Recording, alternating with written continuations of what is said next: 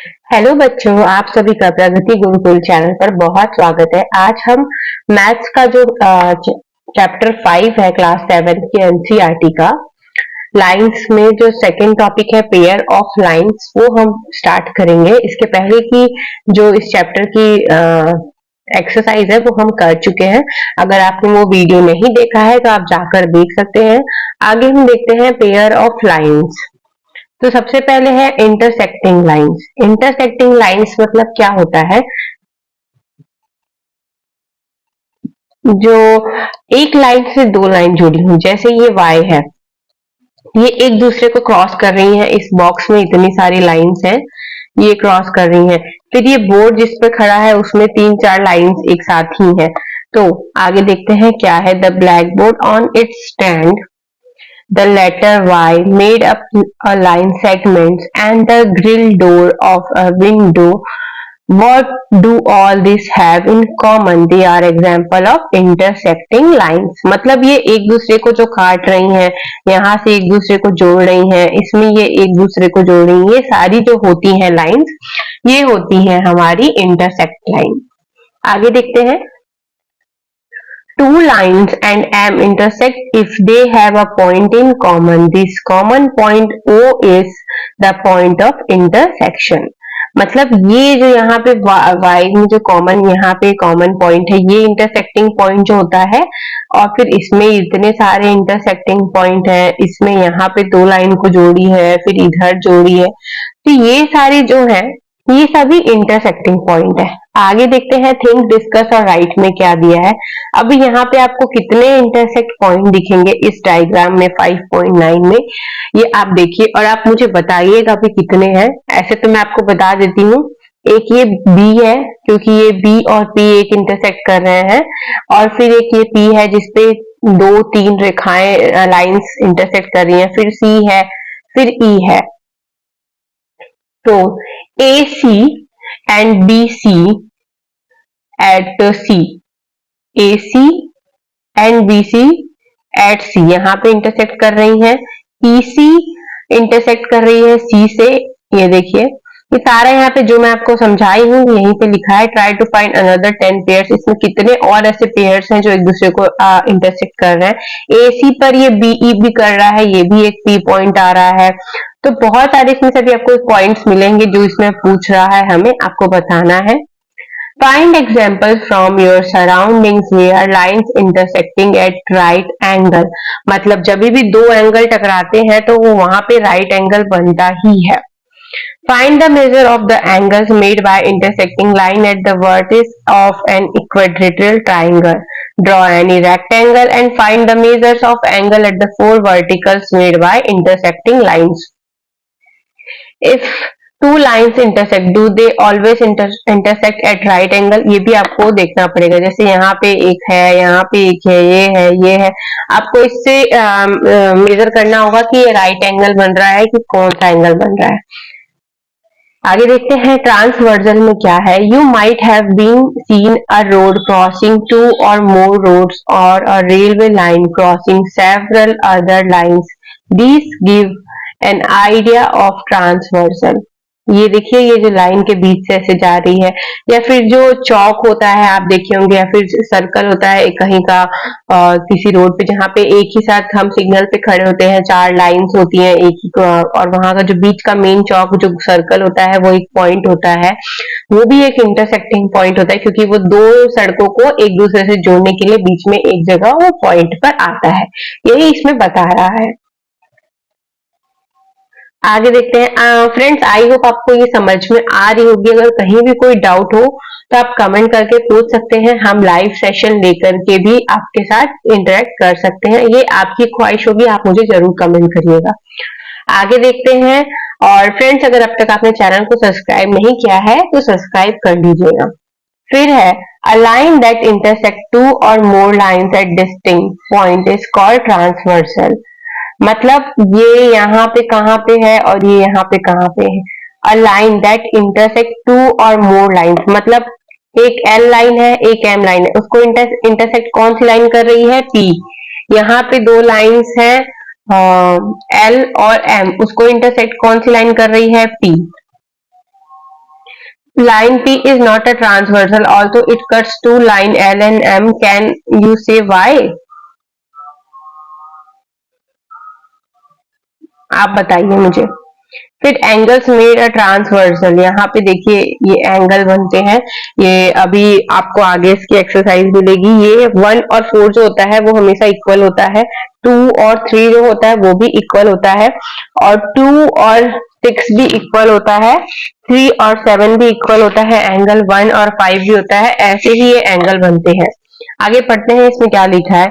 In figure 5.13, you see lines L, M cut by transversal P. The 8 angle made 1 to marked 1 to 8 have their special names. जो P transversal कर रहा है इसमें 8 angle बनते हैं, 4 ऊपर बनते हैं, 4 नीचे बनते हैं, ये बता रहा है। आगे क्या लिखा है, suppose 2 lines are given, how many transversal can you draw for this lines in if lines आते हैं, मतलब ये सब आप देख लीजिएगा, वो कोई काम का नहीं रहता है।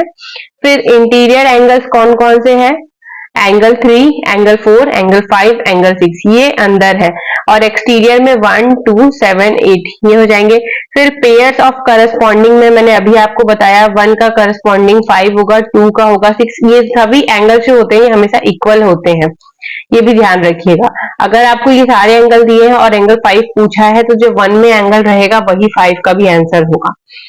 पेयर ऑफ अल्टरनेटिव एंगल्स में क्या होगा, एंगल 3 और एंगल 6, एंगल 4 और angle 5।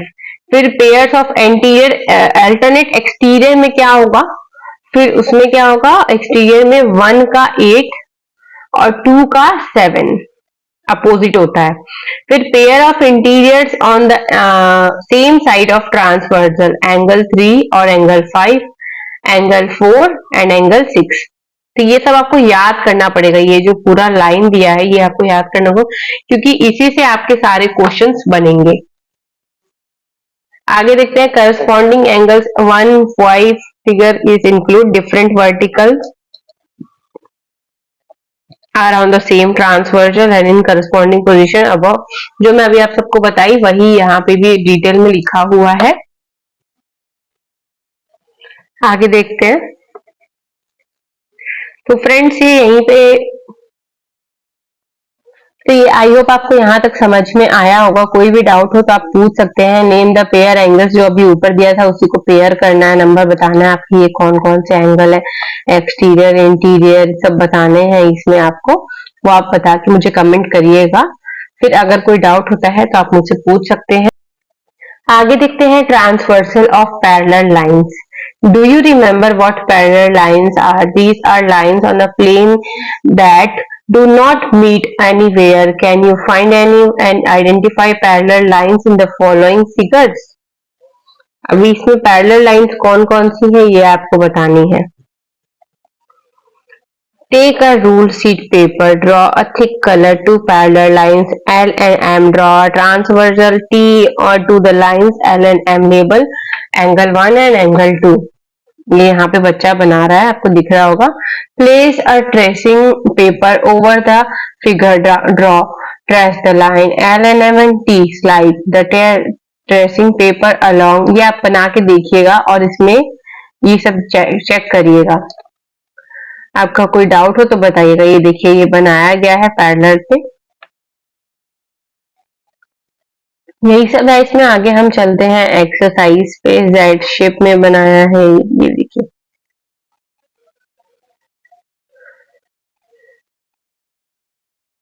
Checking for parallel lines. If two lines are parallel, then you know that a transversal gives rise to a pairs of equal corresponding equal alternate interior। ये वही सब है जो मैंने अभी आपको बताया, वही आगे डीपली आपको और बता रहा है। एक्सरसाइज नंबर 5.2 देखते हैं। State the property that is used in each of the following statement. If A is equal to B, then angle A1 and angle 5। ये दोनों सेम पैरेलल लाइन है, इस पे क्या बोल रहा है हमें, एंगल 1 और एंगल 5 इक्वल है, हाँ एक्सटीरियर में है इक्वल। फिर इफ एंगल 4 और 6 देन ए एंड बी, ये अपोजिट इंटीरियर हो जाएगा ये।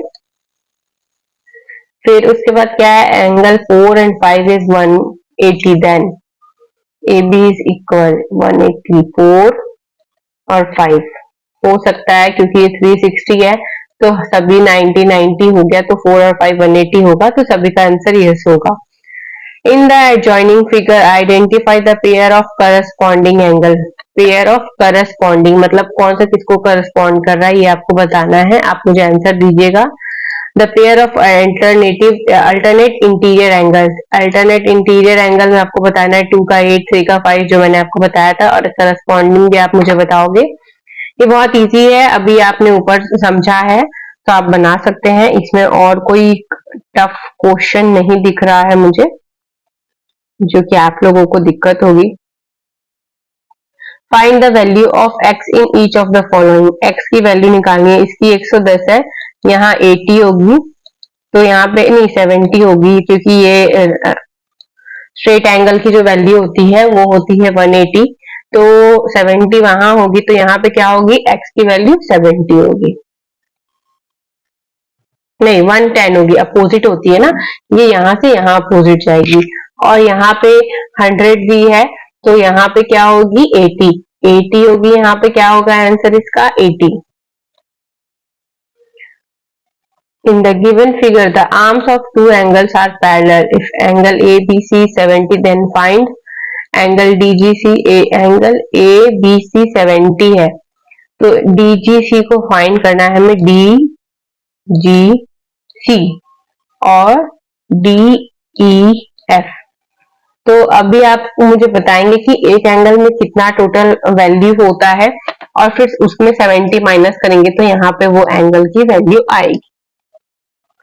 In the given figure below decide whether. आप मुझे ये बताइएगा कि मैं आपको बुक से पढ़ा रही हूँ तो आपको समझ में आ रहा है कि मैं कॉपी पेन लेकर के आपको हर एक क्वेश्चन को समझाऊं, वो ज्यादा बेटर रहेगा। अगर आप वैसे चाहेंगे तो मैं वैसे भी पढ़ा सकती हूँ, क्योंकि मुझे लगता है कि मैथ्स के क्वेश्चन के लिए तो कॉपी पेन लेकर के ही बैठना ज्यादा अच्छा रहेगा। तो आप मुझे कमेंट करिएगा, क्योंकि ये एक्सरसाइज हम फिर उसमें अच्छे से समझ सकते हैं, क्योंकि इसमें क्या है, क्वेश्चन बताना आपको इजी रहता है समझाने के लिए, बट हाँ कई बार आपको लिखा के समझाना ज्यादा अच्छा रहेगा। तो ये 2 ही चैप्टर है इसमें, तो ये हम पढ़ लेंगे। आप मुझे कमेंट जरूर करिएगा। तो फ्रेंड्स, मिलती हूँ अगले वीडियो में। वीडियो पसंद आई होगी तो लाइक करिएगा, और चैनल को अगर अब तक आपने सब्सक्राइब नहीं किया है तो सब्सक्राइब कर लीजिएगा। Thank you.